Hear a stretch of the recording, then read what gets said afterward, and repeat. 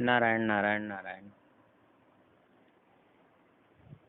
श्रीमद् भागवत कथा के अंतर्गत प्रथम स्कंद भागवत नवनीत से आज श्रवण करेंगे।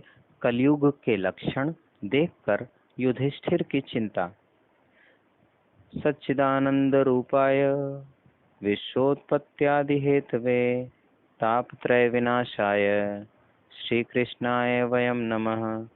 वसुदेव सुतं देवं कंसचाणूरमर्दनं देवकी परमानंदम कृष्णं वंदे जगद्गुरुं। बोलो बाल कृष्ण लाल की जय। कलयुग के लक्षण देखकर युधिष्ठिर की चिंता। नारद जी धर्मराज को सावधान करते हैं। अभी इससे पूर्व हमने श्रवण किया था, धृतराष्ट्र जी विदुर जी के साथ सप्त स्रोत हरिद्वार के पास वनगमन के लिए प्रस्थान किए हैं। घर में धृतराष्ट्र जी को ना देख करके युधिष्ठिर बहुत चिंतित हुए हैं कि हमें काका जी छोड़कर कहाँ चले गए, कहीं वो दुखी ना हो। तो नारद जी आकर के समझाते हैं। नारद जी धर्मराज को सावधान करते हैं। 6 महीने बाकी हैं। 6 महीने बाद द्वापर युग की समाप्ति होगी, कलयुग का आरंभ होगा। कलयुग में रहना नहीं, आप धर्म की मूर्ति हो, कह करके नारद जी चले गए हैं। नारद जी के जाने के 6 महीने बाद धर्मराज को कलयुग के सब लक्षण दिखने लगे। पवित्र धर्मराज में चोरी होती है, लोग झूठ बोलते हैं, स्त्रियों में स्वेच्छाचार बहुत बढ़ गया है। जिस घर की स्त्री बहुत स्वतंत्र होकर के बाहर घूमती है, वह घर बिगड़ जाता है, स्त्री बिगड़ जाती है। कलयुग के ये सब लक्षण धर्मराज ने देखे। भीमसेन से बातें करते हैं, अब इस जगत में रहने की इच्छा नहीं होती। बहुत हो गया, तेरा भाई अर्जुन द्वारिका में गया है, अभी आया नहीं।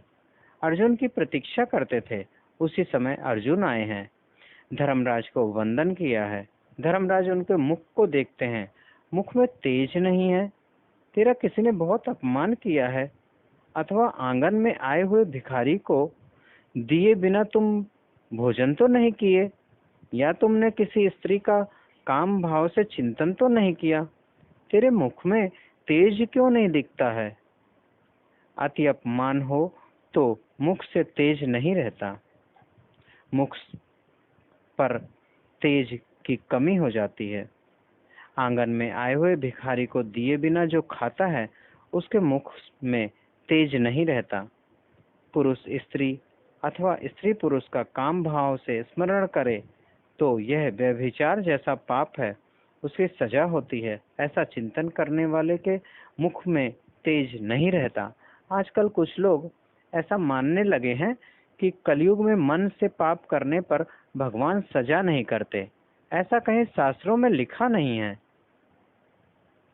भागवत में तो ऐसा वर्णन है कि मन से जो पाप करता है उसकी भी सजा होती है। तन से पाप करता है उसकी सजा ज्यादा होती है, मन से पाप करने पर भी सजा होती है। जगत के किसी स्त्री पुरुष का काम भाव से विचार करना व्यभिचार जैसा ही पाप है। नहीं नहीं, मेरा अर्जुन कभी ऐसा पाप नहीं कर सकता। अर्जुन वीर है।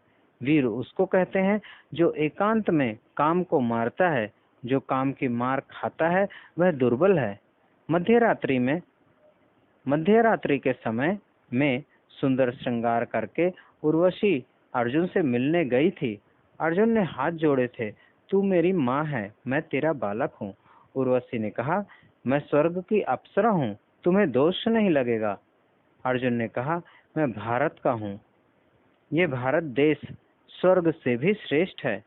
मैं अपने स्त्री में मातृभाव रखने वाला मैं प्रत्येक स्त्री में मातृभाव रखने वाला भारतीय हूँ, तुम मेरी माँ हो।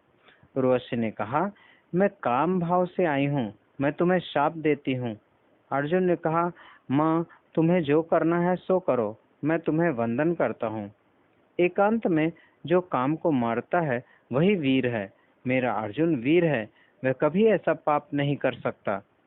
मुझे ये सब कली के लक्षण दिखते हैं। मुझे भय लगता है, भगवान विराजमान हो तब तक कली नहीं आ सकता। मेरे भगवान द्वारिका में आनंद से तो हैं ना? युधिष्ठिर जी अर्जुन से पूछते हैं। कभी भगवान मुझे याद तो करते हैं ना? एक एक का नाम लेकर धर्मराज कुशल पूछते हैं। अर्जुन बालक के जैसा रोने लगता है। अब किसका मैं कुशल सुनाऊं? भगवान तो स्वधाम में गए हैं। श्री कृष्ण के बिना जीवन व्यर्थ है। मैंने भगवान श्री कृष्ण की बार बार सेवा नहीं की। मैंने भगवान श्री कृष्ण की बराबर सेवा नहीं की। मैंने बराबर दर्शन नहीं किया। अब जगत में रहना ही नहीं है। रात भर श्री कृष्ण का चिंतन करते हैं। प्रभु के एक एक उपकार का स्मरण करते हैं। रात भर मधुर श्री कृष्ण लीला का चिंतन करते हैं। भगवान की कैसी कृपा थी।